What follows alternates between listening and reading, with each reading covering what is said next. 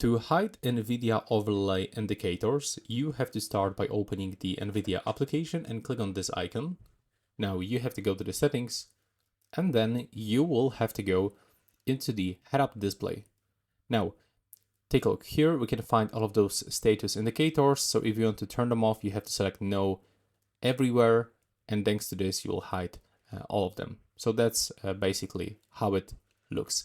If you want to hide this overlay, you can quickly do this by using this specific shortcut, toggle statistic overlay on and off. So if I'm going to click on it right now, the Alt button and the R. Oh, let's do this one more time. Well, it's not working for some reason, so let's try to do this like one more time. I believe something is wrong here. Not the layout, but actually the shortcuts. Alt plus R. Yes, something just stops working. But not sure what is the problem here.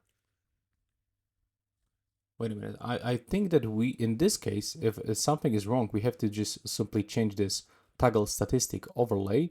So I would like to use like this one. Now let's see if it works. There we go. So if you have a problem, just simply change your shortcut.